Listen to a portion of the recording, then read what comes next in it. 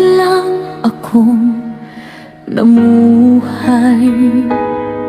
Simple lang ang pangarap ko sa buhay.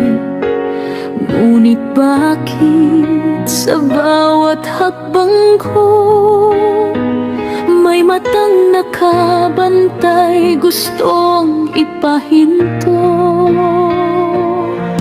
Kung ako'y ngumiti, sila'y naiirita. Pag ako'y masaya, sila'y nagagalit na.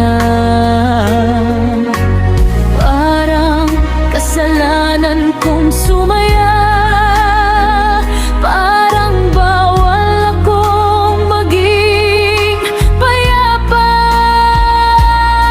Sinasabi nilang okay lang, pero sa likod ko'y may balak palang masama. Ginagawa nilang kwento ang buhay ko, para lang ako'y ipahiya sa mundo. Mga taong sakit, sakit sa ligaya ko,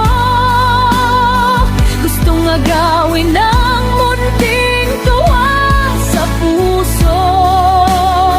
Kapag ako'y umaangat, sila'y galit na galit. Masaya lang sila kapag ako'y nasasakit. Mga taong sakit, sakit sa kapayapaan, gusto nilang luha ang aking kapalit ng kasiyahan. Pero hindi ko na hayaang wasakin nila ang buhay kong pinaghirapan kong buuin mag-isa. Ang bilis nila manira ng pangarap, kahit wala naman silang ambag. Kung makapanghusga parang perpekto, pero sila mismo ang puno ng pagkukunwari at gulo. Pinapakalat nilang kasinungalingan, para lang ako'y mawalan ng pangalan. Tinatawanan nila ang pagod ko, habang ako'y lumalaban para sa sarili ko.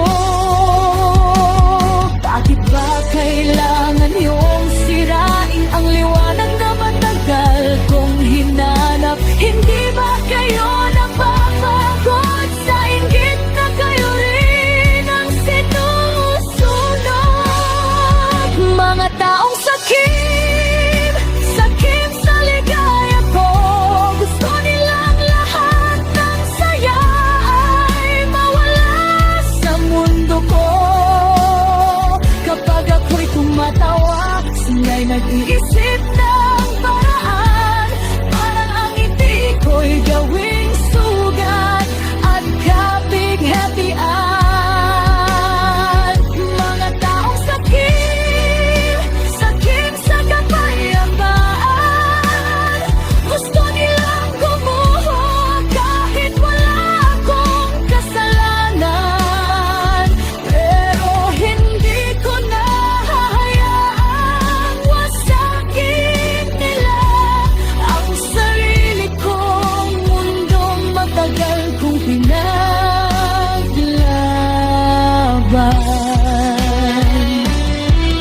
Kung akala nyo'y babagsak ako sa sakit, nagkakamali kayo dahil ako'y lalaban ulit. Hindi nyo kayang patayin ang apoy sa dibdib, dahil ang Diyos ang lakas ko sa bawat gabi.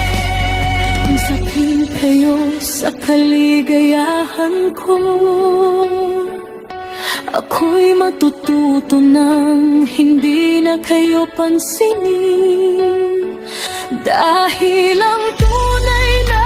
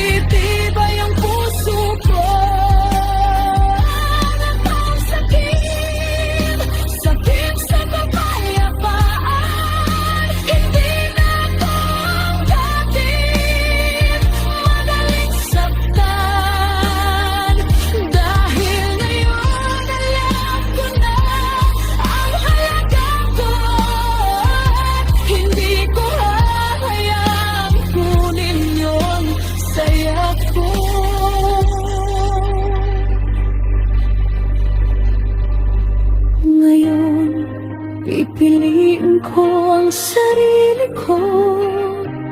Kahit may mga taong sakit, pipiliin kong sumaya. Dahil karapatan ko rin